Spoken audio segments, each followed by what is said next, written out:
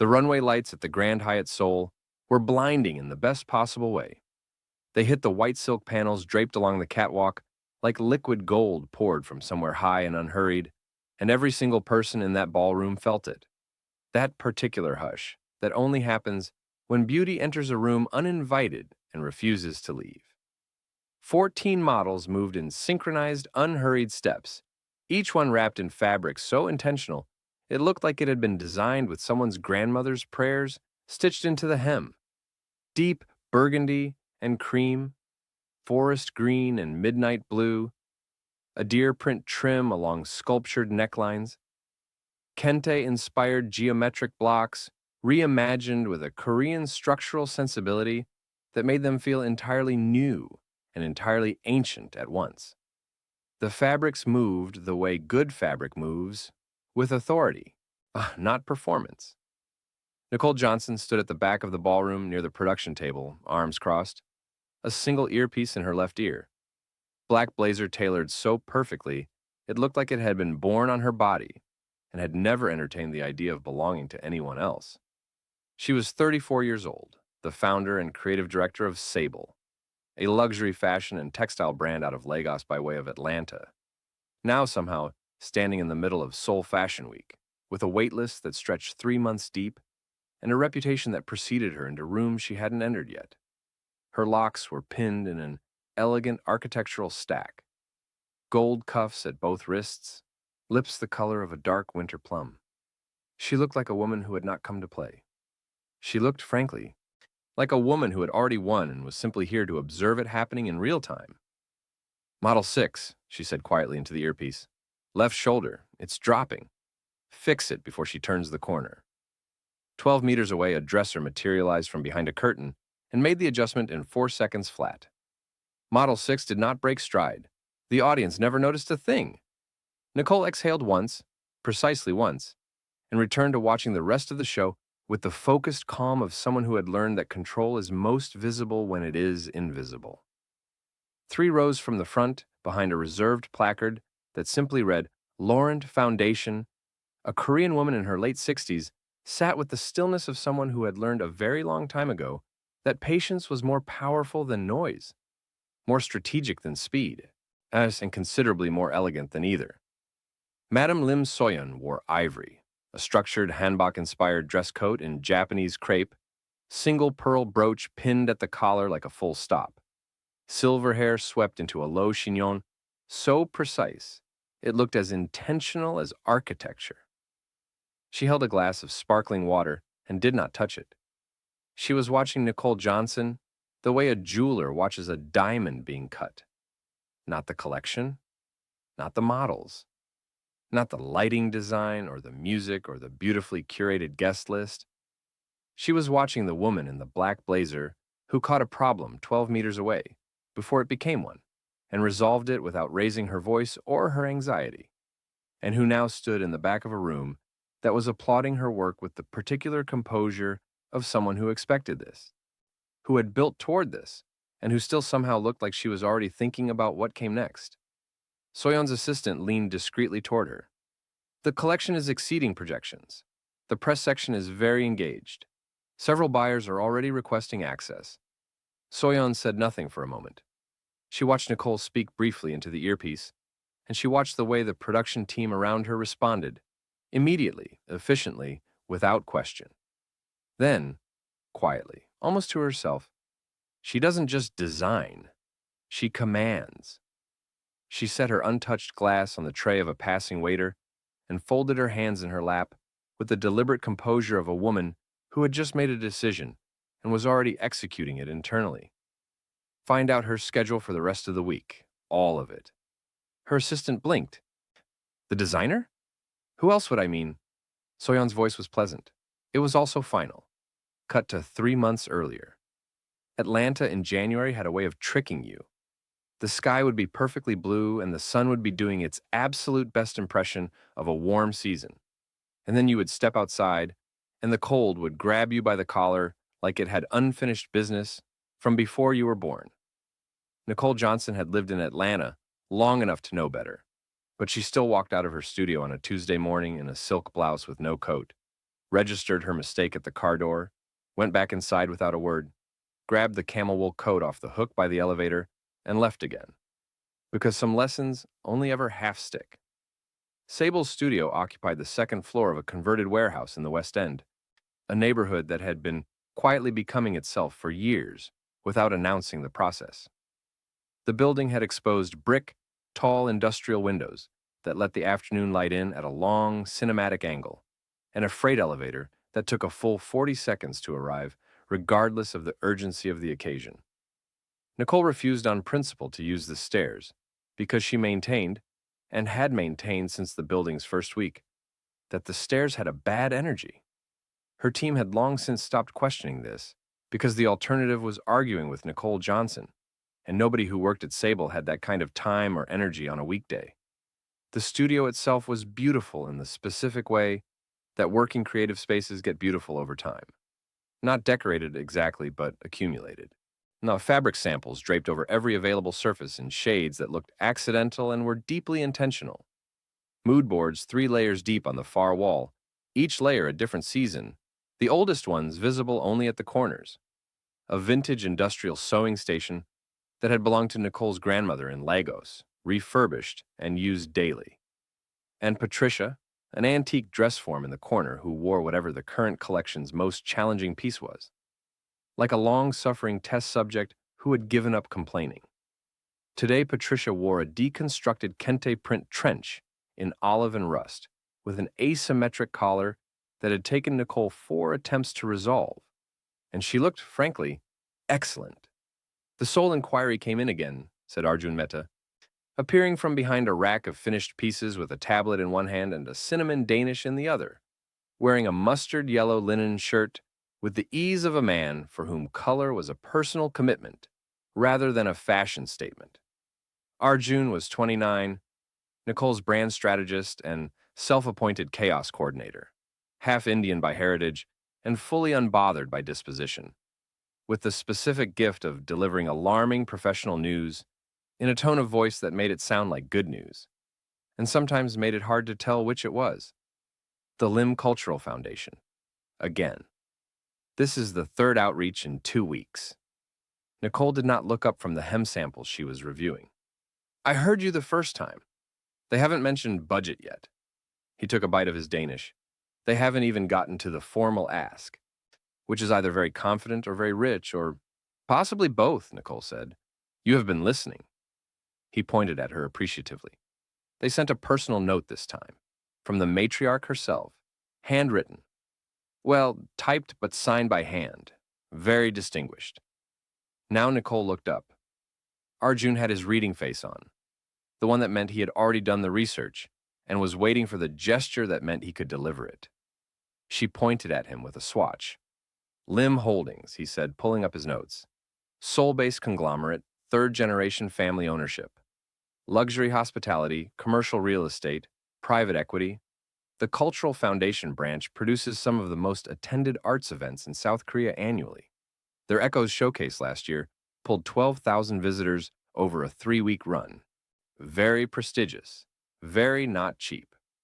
The woman reaching out directly is Madam Lim Soyeon, former classical pianist, matriarch, currently described in a 2023 profile as having, I'm quoting, the memory of a scholar, and the patience of someone who has never once needed to rush, because the room always waits for her.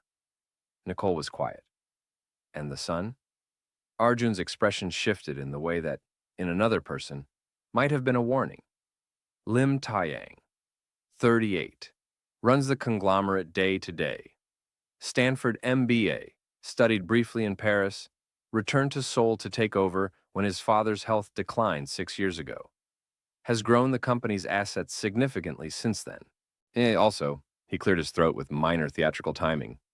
Has been photographed at various events with various women who are all very beautiful and very clearly not his girlfriend, which has earned him the tabloid designation of the phantom billionaire. Shows up, creates an impression, disappears, repeat. I don't read tabloids, Nicole said. No, Arjun agreed pleasantly, but tabloids read people like Lim Taeyang, and that information has a way of being relevant, whether we curate for it or not. He paused. Do you want me to reply? Nicole set down the hem samples and rolled her shoulders once. She looked at Arjun. She looked at Patricia in the trench coat. She looked back at Arjun. Reply to the foundation. Tell them I'm available for a preliminary call next Thursday. Mornings. Arjun pointed both index fingers at her. Bold. Measured. Correct. I support this fully. He turned to leave, then turned back in the doorway. Also, Patricia is giving me feelings in that trench. I think it's the asymmetric collar. It feels like a whole personality. Go, Arjun. He went, happily. The call with Madam Lim Soyeon lasted 47 minutes and rearranged the architecture of Nicole's next 3 months in ways she would not fully understand until much later, which was exactly how Lim Soyeon had planned it. Soyeon spoke in measured, precise sentences that carried the specific elegance of a woman who had long since stopped editing herself for rooms that were not ready for her. She explained the Echoes Showcase, an immersive cultural event hosted annually at the Lim Cultural Foundation's private gallery complex in Gangnam. Dahad is one of Seoul's most architecturally ambitious districts. The theme for the current year was Identity in Motion, a meditation on belonging, migration, memory, and the ways in which culture travels through a person's hands before it travels anywhere else. She wanted textile art. She wanted fashion as installation object. She wanted work that would make people stop mid-step the way a phrase of unexpected music stops a crowded room. I watched a recording of your Seoul Fashion Week presentation 3 complete times, Soyeon said in the same tone one might use to state a fact about weather. The attire necklines, the geometric blocking, the quality of movement in your heavier pieces, the way the fabric seems to carry weight beyond its own. There is memory in your work, Ms. Johnson. I believe that is what this particular conversation requires. Nicole was quiet for a beat. On the other side of the studio, Arjun was sitting cross-legged on the windowsill, mouthing things she couldn't quite decode. She held up one finger at him. Be still. I'll want full creative control over the installation concept, Nicole said. Not consultation rights. Full control. Of course, I'll need to be on the ground in Seoul for a minimum of 6 weeks during production. My core team travels with me. That's non-negotiable. The foundation will arrange accommodation and full logistics coverage. I'll want to review and approve all curatorial framing before any press release goes out. A pause that lasted exactly long enough. Nyor agreed, and I'll want to meet in person before we execute anything. There was a brief silence on the other end. Not hesitation, Nicole thought, but something more deliberate. The pause of a person who's been heard and is acknowledging it. Then Soyeon said with something that landed clearly as approval. I expected nothing less. My son will be at the foundation offices on the 14th. I would like you to meet him. He oversees the operational architecture of all foundation projects and would be your primary point of contact on the business side. Your son runs the cultural foundation? He runs everything, Soyeon said simply and completely. But the foundation is close to my heart, so he takes particular care with it. A pause that was almost imperceptible. He is also not currently in a relationship. No, in the event that information is of any interest to you. Nicole opened her mouth, closed it again. Across the studio, Arjun had heard just enough to press both hands over his mouth. That is not information I require, Nicole said. Of course not, said Soyeon, in the tone of a woman who had just planted a seed in extraordinarily well-prepared soil and had no intention whatsoever of apologizing for it. Before we go any further into this story, pause for 1 second and drop a comment below telling me what time it is, where you are, and what you are doing while you watch this. Because I know you are somewhere being absolutely fabulous right now, and I want to know about every single one of you. Now, back to Nicole and Seoul. Seoul received Nicole Johnson the way it received everything worthwhile, with intensity dressed up as elegance. The city was all glass towers and lantern-lit alleyways existing in the same breath. The smell of street tteokbokki cutting through expensive perfume and evening traffic, neon signs and hangul reflecting off rain-wet streets at night. An energy that was always building towards something and never quite at rest. Nicole had been here twice before for fashion industry events. This was the first time she was here with a 6-week contract and a project that felt. She would not say this to Arjun because he would make it into something. like a conversation the work had been preparing for. The Lim Cultural Foundation offices in Gangnam occupied a building that was mostly glass and intention, a structure that had decided at some architectural level to be taken seriously and had followed through on every floor. From the lobby held a Rashid Johnson installation that Nicole recognized immediately and stood in front of for 2 full minutes longer than the schedule allowed. "We're going to be late," Arjun said from behind her. "We have 3 minutes." 3 minutes is late. 3 minutes is on time. On time is early. Early is anxious. That is not how time works. That is exactly how time works when you are a founder. They made it to the 4th floor conference room with 2 minutes to spare. Nicole took the seat facing the door. She always took the seat facing the door, and was reviewing her printed brief for the Echoes project when the door opened and Lim Taeyang walked in. She had searched him. She had seen the Forbes Korea cover, the charity gala photos, the one shot from a private equity conference where he was mid-conversation with someone off camera and not performing for the lens at all. None of it had quite prepared her for the actual person. He was tall in a way the room accommodated without discussion. He wore a charcoal gray suit that was clearly bespoke in the way that exceptional tailoring is identifiable, not by any particular visible detail, but by the fact that the entire thing simply works. The jacket falling exactly where it should. The trouser break precise without being affected. White shirt, no tie. He moved through the room with the ease of a man who had been looked at enough times to have stopped noticing it, and he came around the table and extended his hand and said, "Ms. Johnson, Lim Taeyang, thank you for making the trip," with a directness that was not aggressive, just present. "Thank you for the context that made it worth making," Nicole said. She shook his hand. Firm, brief, not unfriendly. He sat down and opened a folder with the efficiency of someone who respected their own time and assumed others respected theirs. And then he looked up at her with a quality of attention that she registered immediately and filed away for later consideration. "I've reviewed your portfolio in detail," he said. "I have questions about your process and your intentions for this installation, not just the output. If that's how you'd prefer to work." "That's exactly how I prefer to work," Nicole said. What followed was 112 minutes of the most genuinely engaged professional conversation Nicole had had with a client in at least 2 years. He didn't ask about timelines first. He asked about the relationship between Adir and identity. When she explained the history, how indigo dyeing had been one of the ways Yoruba women encoded cultural memory during colonial disruption, how the patterns were not decorative but communicative, he was quiet for a moment and then said, "So every piece carries a conversation that the wearer may not know they've entered." "Exactly," Nicole said, and she was briefly privately annoyed at how precisely he had gotten it. He had her coffee order from the preparation form his assistant had sent ahead. He noticed when the overhead lighting in the conference room was bothering her before she said a word. "The overheads in this room are genuinely bad. I apologize. We can move," and had it adjusted within 4 minutes.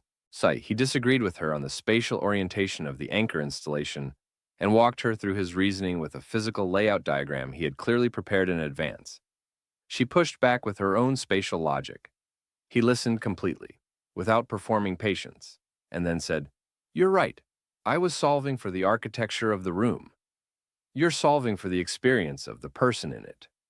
Those are not the same problem." After the meeting in the building lobby, Arjun said, "Well, don't," Nicole said. "I wasn't about to say anything. You had 3 faces in that room. I always have faces. I have an expressive face. It's one of my best qualities." He paused. "He's extraordinarily good-looking." Arjun. "Like architecturally, it's almost inconvenient." "Get in the car, Arjun." He got in the car. He was smiling. And she refused to be. The 6 weeks of production settled into a rhythm that Nicole found quietly remarkable. She had expected Seoul to feel foreign in the functional, manageable way that working cities feel foreign when you don't speak the local language, useful but distant, professional but sealed. Instead, it accumulated around her in small, deliberate ways. The bakery 2 streets from the Foundation's partner hotel began having her usual ready at 7:45 a.m. after the 3rd day without her ordering it. The production staff at the foundation communicated in Korean and English, and hand gestures and occasionally drawings, and it always worked. The city itself turned out to be layered in a way that rewarded slowing down. The older neighborhoods of Insadong and Bukchon Hanok village, the Han River at dusk, the extraordinary quiet inside traditional tea houses where the modern city felt several centuries away. Taeyang appeared in her working weeks in ways that were professionally appropriate and personally difficult to catalog neatly. He attended two of the early production walkthroughs and asked questions that revealed he had actually read the detailed concept briefs. Not skimmed, read. He sent a message at 11:15 on a Wednesday night recommending a small permanent textile history installation in Insadong that she hadn't visited yet. The message said simply, might be useful for the northern wall thinking. No pressure either way. And then nothing else. No follow-up, no request for a response.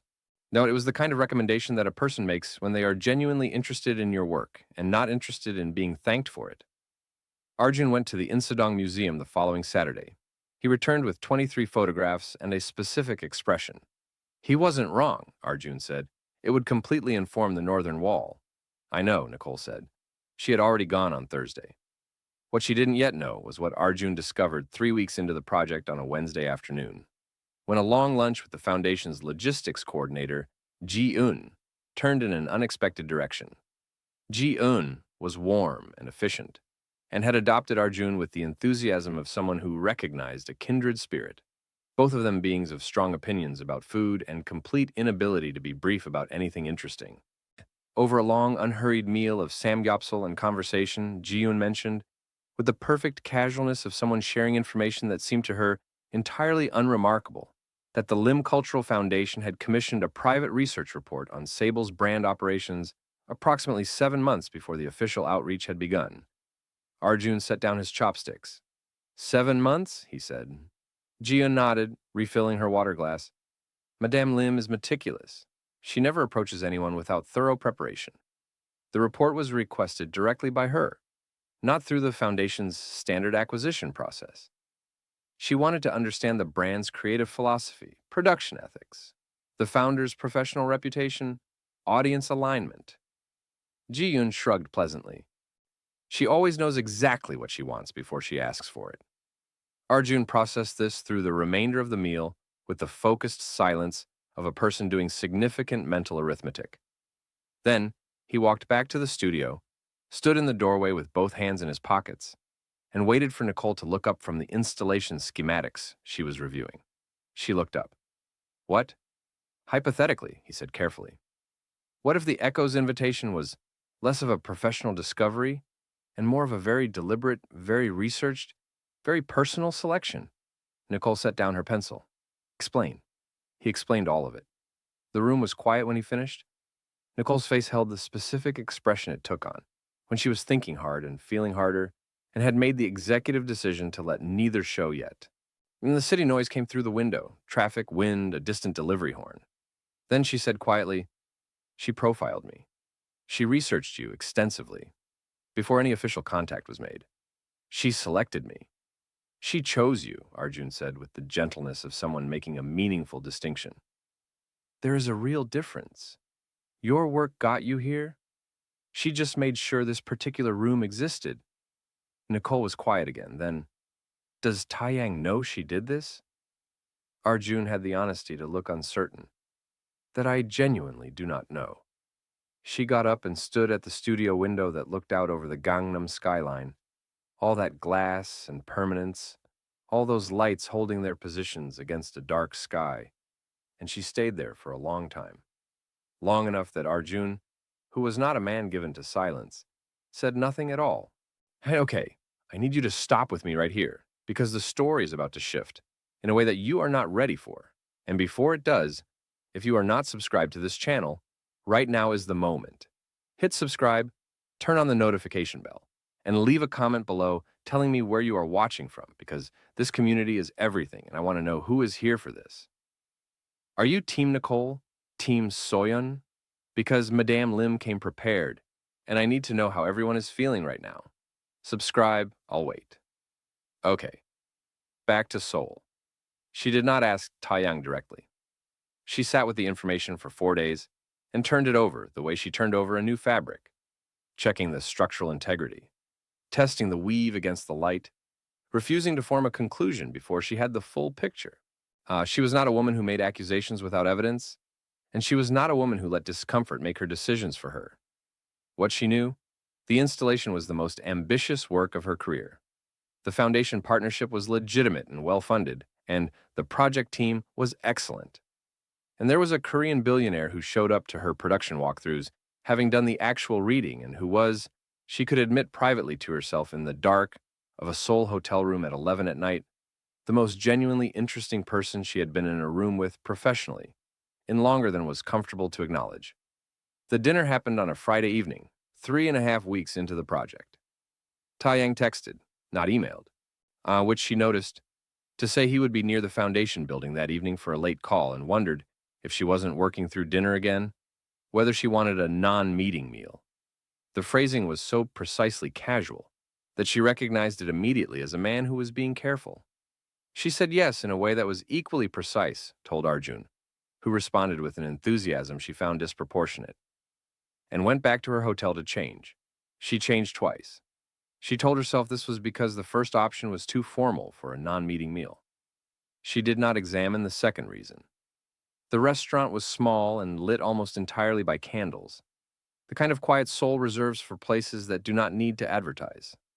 Taeyang was already there when she arrived, seated at a corner table that faced the door, and he stood when she walked in, not performatively, just as a reflex, and she registered it without comment and sat down.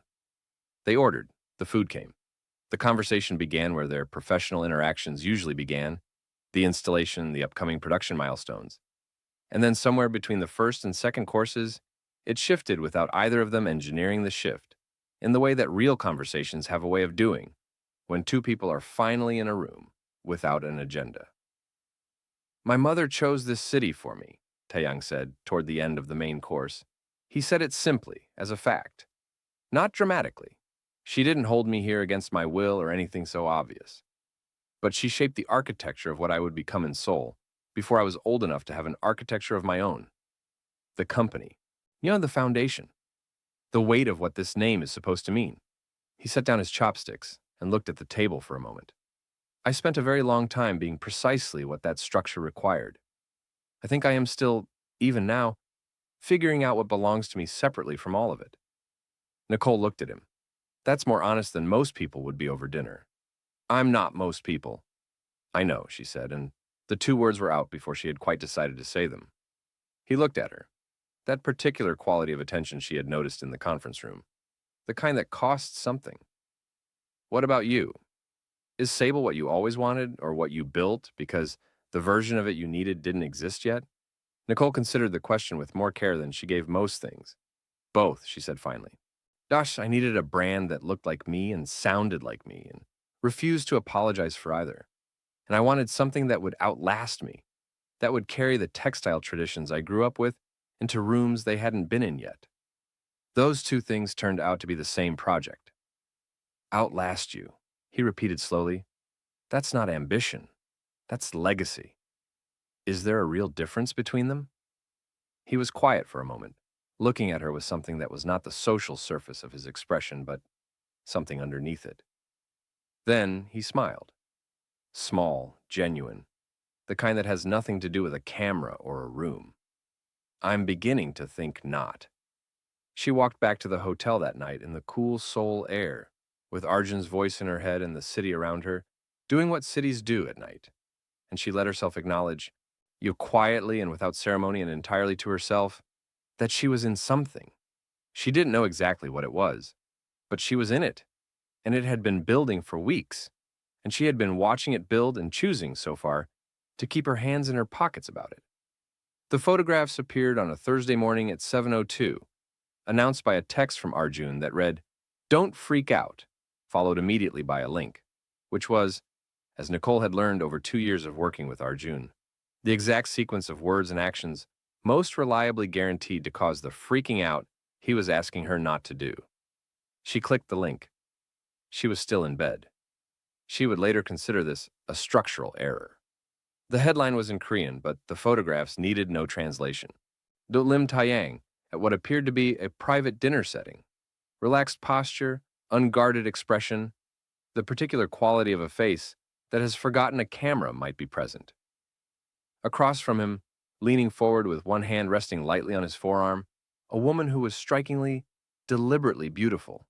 Korean, sharp cheekbones, eyes that communicated challenge as baseline, a smile aimed at him that was confident in its own effect. The photos were recent. Nicole's eye cataloged context clues automatically and efficiently.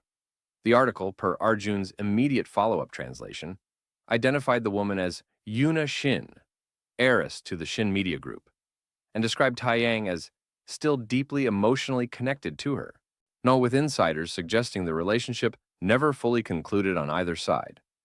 Nicole put her phone face down on the bed. She looked at the ceiling. She picked the phone back up and read the whole article, then put it down again. She arrived at the foundation studio that morning in a cream trouser suit and ivory silk blouse, and her full professional armor, the version of herself that ran a company, managed production teams across 2 continents, made decisions from evidence and not from feelings that had not yet been invited to the table. She did not mention the article. She reviewed the Northern Wall installation framework with her production lead. She approved 3 fabric color samples. She answered 12 emails. She did not think about dinner or small genuine smiles or the sentence "I'm beginning to think not." Arjun appeared at her elbow at 11 with 2 cups of coffee and the careful energy of a man who had assessed the situation and chosen his approach. "Do you want to talk about it?" "No." "Do you want me to quietly find out more about it on your behalf?" A pause that lasted approximately 4 seconds. "Not yet." He nodded. He left her alone. This was, she thought, one of the things she valued most about Arjun. His instinct for when presence was support and when it was pressure. What Nicole did not know, what almost nobody, outside a very small and deliberate circle knew, was that Yoona Shin had released the photographs herself, and her publicist had placed them with 2 entertainment outlets through a source described only as someone close to the former couple, and the timing had been chosen with the precision of someone who understood media cycles and personal vulnerabilities, and the particular power of an old image surfaced at a new moment.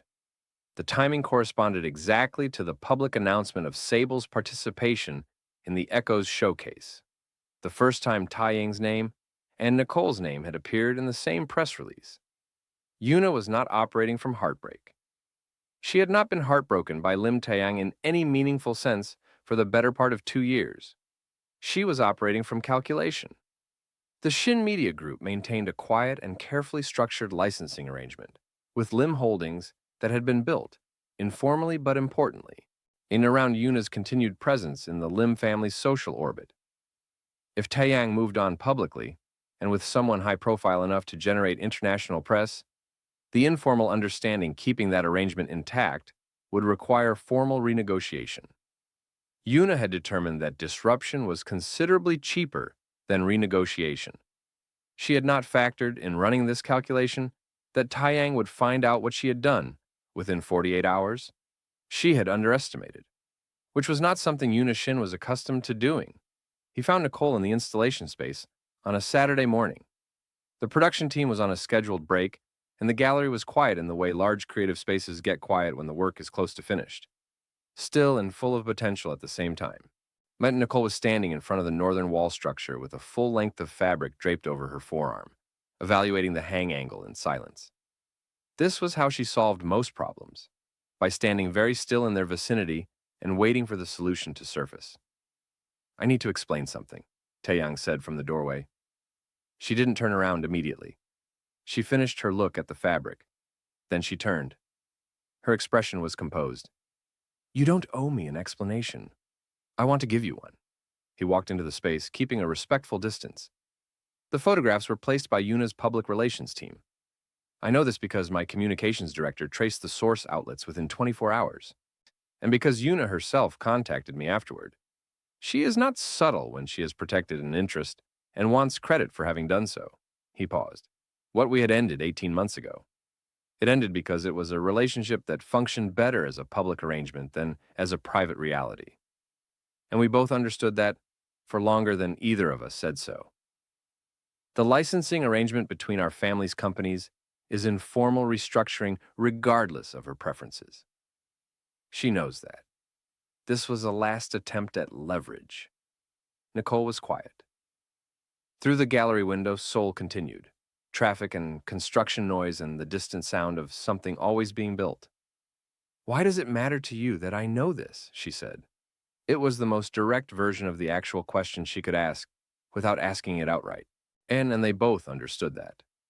Taeyang held her gaze steadily. "Because I think you already know that it matters. And I would rather tell you the truth than allow a manufactured story to tell it on my behalf." She looked at him for a long moment. Then she turned back to the northern wall, adjusting the fabric angle by a fraction. "The left side is dropping about 6 centimeters. I need a different anchor point up here." He was quiet for one beat. A beat that held something unspoken and chose to hold it. Then, "I'll have the installation team look at it first thing Monday." "Thank you," she said. He left. She stood in the gallery and breathed slowly and let the city noise fill the room, while she decided, privately and without ceremony, what she was going to do with all of it. It was Arjun, of course it was Arjun, who found the rest. Now he had been doing what he always did when he sensed there was more of a story to know, following threads with cheerful, unapologetic persistence until the full picture assembled itself. He had reconnected with Ji-eun over iced Americanos in a cafe in Sinchon, and had led the conversation gently toward the history of Lim Soyeon's foundation partnerships, with the ease of a man who understood that the best information is volunteered, not extracted. What Ji-eun shared, in pieces, across 2 separate conversations, without any apparent awareness of its combined significance, built into something that Arjun carried back to Nicole like something fragile and important. The Lim Cultural Foundation had never, in its 18-year history, included fashion and textile art as a primary installation category in the Echo's showcase. The previous 17 showcases had featured architects, visual artists, ceramicists, filmmakers, and sound designers. The expansion of the brief to include fashion as installation art had been Lim Soyeon's personal proposal, made to the foundation board approximately 8 months ago. The basis for the proposal, according to foundation board minutes that Ji-eun had referenced in passing, was a documentary on contemporary African textile traditions that Soyeon had viewed and found, her word, per the minutes, transformative. The documentary had featured, in its 3rd segment, a 10-minute profile of a Lagos by way of Atlanta textile designer named Nicole Johnson and her brand SABLE. But Ji-eun had also mentioned, and this was the piece that made Arjun set down his coffee and sit very still, that 2 years prior, Taeyang had been in Atlanta for a private equity conference. He had attended, as a side evening event, a small gallery opening that had featured a curated selection from an emerging SABLE collection. He had mentioned it to his mother in a phone call. She had the kind of memory that cataloged everything worth keeping, as an example of work that felt, in his words, genuinely alive in a way that most things in his professional life did not. Soyeon had noted the name. She had done nothing with it for 18 months. Then, she had seen the documentary, and she had built a door. Arjun sat across from Nicole in the hotel room that evening, with his tablet on his knee, and his face doing the thing where something is both remarkable and difficult, and he is trying to present it at the right weight. He told her everything. When he finished, the room was quiet for a long time. "She built the entire category," Nicole said. "The fashion installation brief, the foundation board proposal, the 7 months of research, all of it. She built a room," Arjun said carefully. "She made a space where what you do could be recognized as what it is. You walked into it with your own work and your own terms. The room didn't build you. She just made it large enough." Nicole looked at him. "I know that doesn't resolve the complexity of it," he added quietly. "It really doesn't," she said. She lay awake that night in a city that wasn't hers, looking at a ceiling that wasn't hers, and she sat with the specific feeling of being chosen so precisely, so carefully, on so thoroughly, by someone who had watched long enough and paid enough attention to see exactly what she was, and build something around it. And she did not know yet whether that was the most extraordinary thing she had ever heard, or the most unsettling, or whether those two things were, in this particular case, the same. If you are still watching this right now, and I know you are because You're not the kind of person who leaves a story like this without knowing how it ends. Hit that like button right now, because this story deserves it. Drop a comment. Team Nicole, Team Taeyang, or Team Soyeon, who came absolutely prepared. Subscribe if you haven't already. Share this with your best friend, because she needs to be here for this. And let me know where you're watching from. I want to know. Now, back to the story. We are almost there, and I promise you the ending will not disappoint. The problem with the fabric supplier arrived in the 5th week and arrived quietly, which was how the worst problems always announced themselves. Not with drama, but with a series of small, unexplained inconveniences that only cohere into a pattern when you step back far enough to see them together. The artisan workshop Nicole had contracted in Mapo-gu, a family-run operation specializing in natural dye techniques that she required for the final run of hand-dyed installation panels, began experiencing delays. First, a materials delivery that didn't arrive with no explanation. Then, a subcontractor who withdrew, citing vaguely logistical reassignment. Then, a quiet note from the workshop owner, delivered with visible discomfort, that an unnamed sourcing intermediary had applied pressure suggesting the workshop reconsider its contractual terms with international designers given current market conditions. Nicole heard this and went completely still in the specific way she went still when something was structurally wrong and she hadn't located the source yet. She did not go to Taeyang. She spent 2 days working through 3 independent channels, made 6 calls, drafted a formal escalation letter she hadn't yet sent, and was on her way to the foundation's logistics coordinator on Wednesday morning when Arjun appeared in the studio doorway and said, "The supplier situation is resolved." Nicole stopped walking. "What?" "Workshop called an hour ago. All delays have been lifted. Original contract terms fully restored. The subcontractor is available again. And the materials will arrive Thursday." He paused, holding her gaze carefully.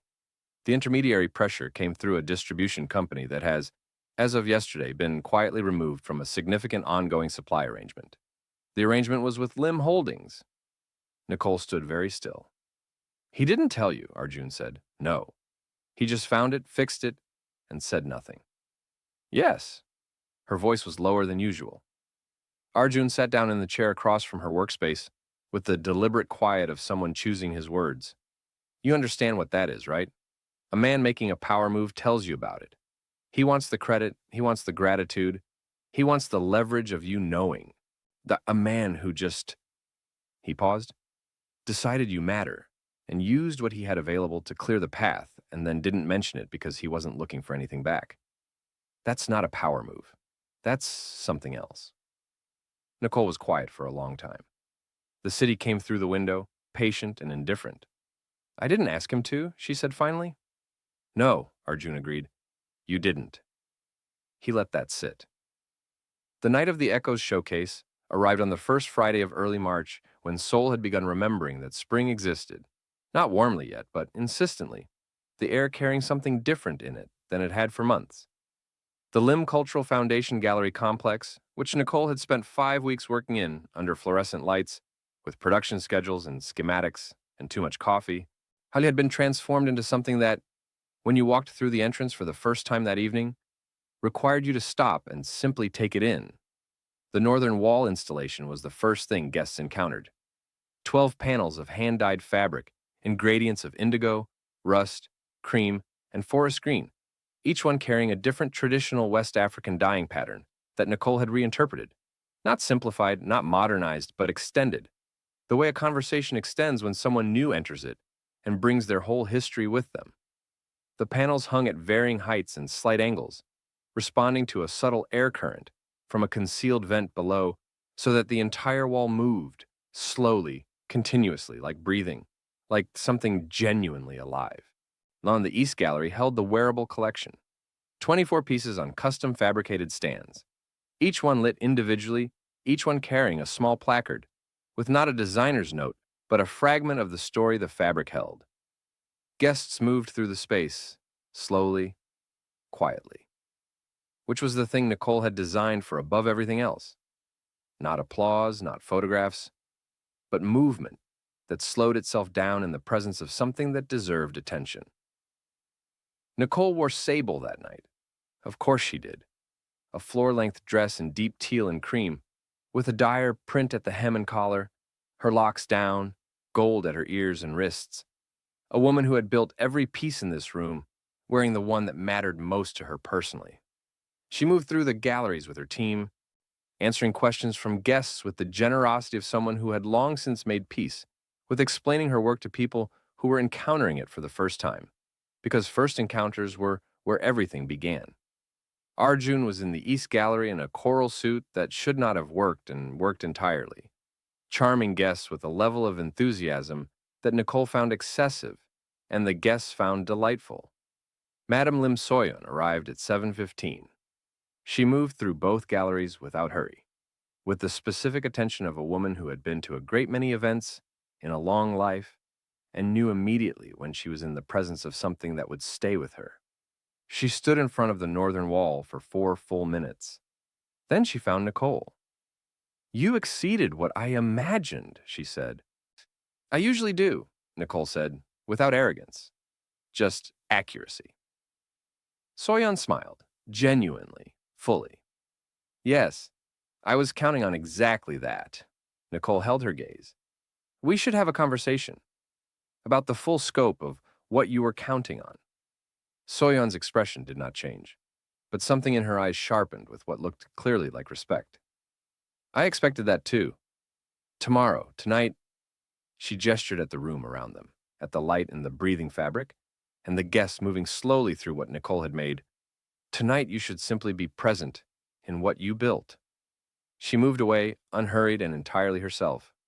Nicole watched her go. The formal remarks came at 9 o'clock.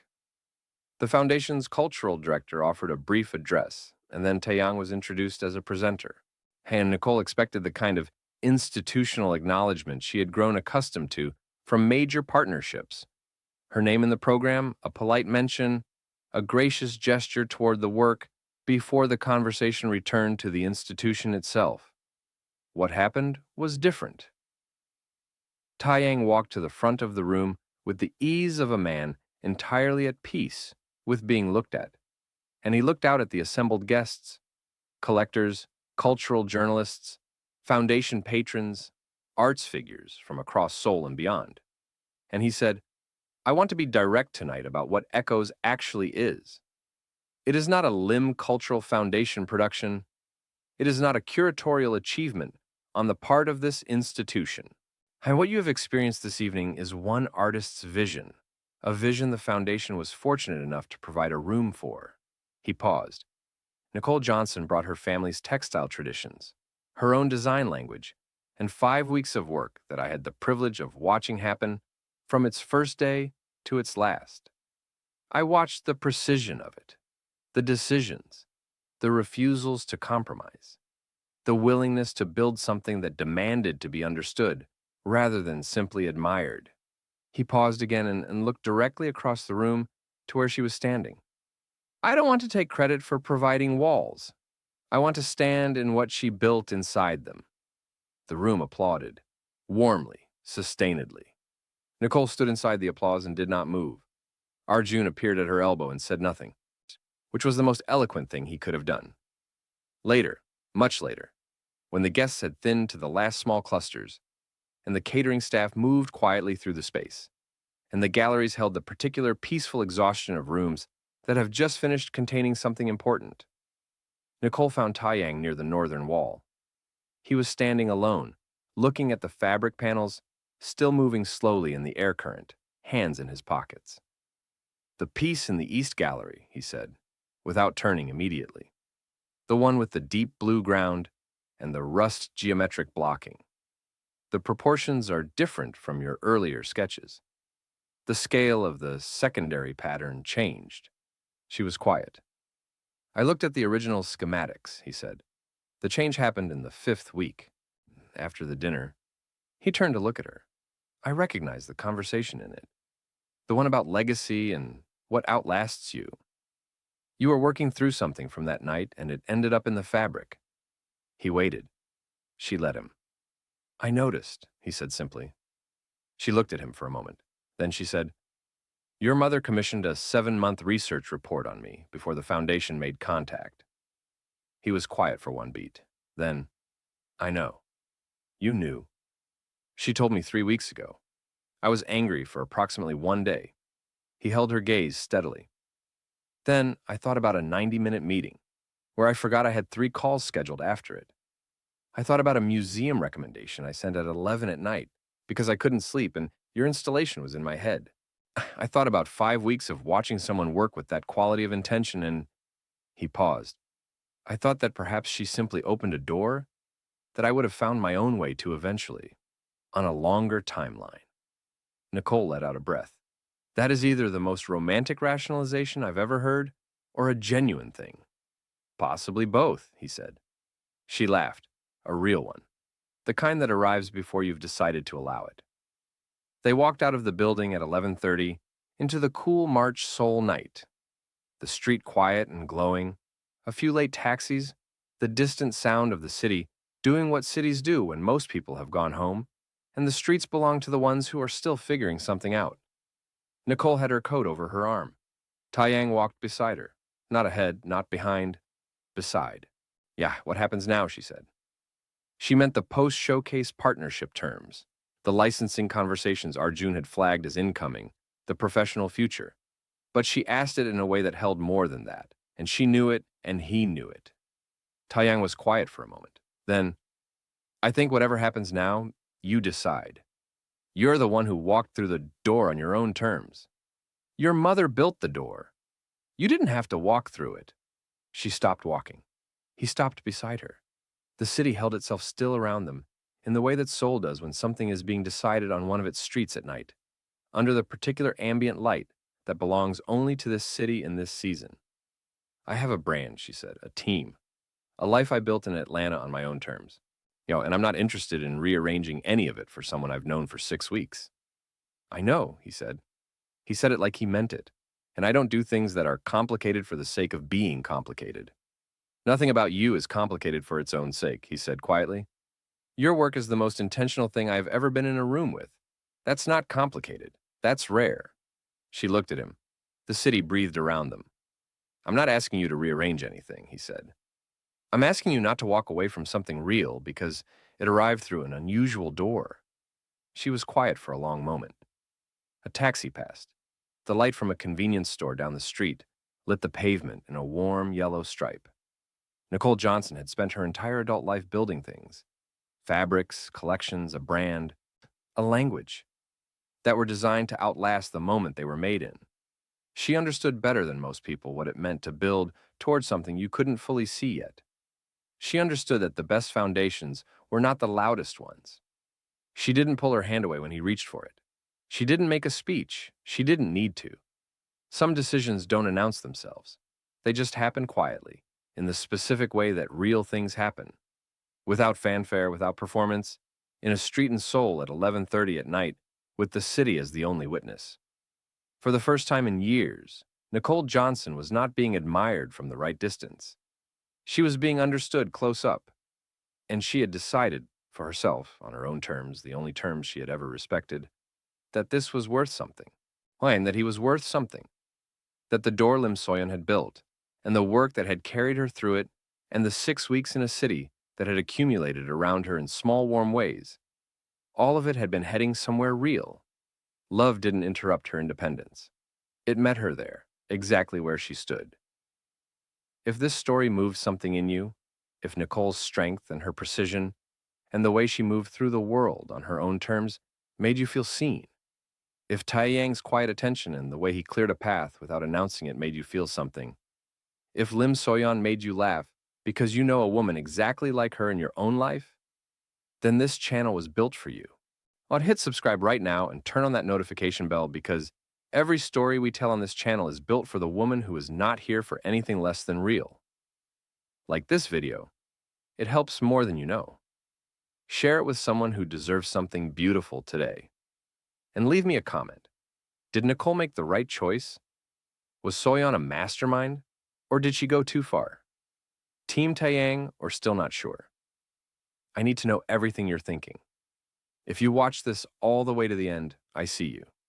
You are exactly who this channel exists for. The next story is already coming and it will not disappoint. Stay close.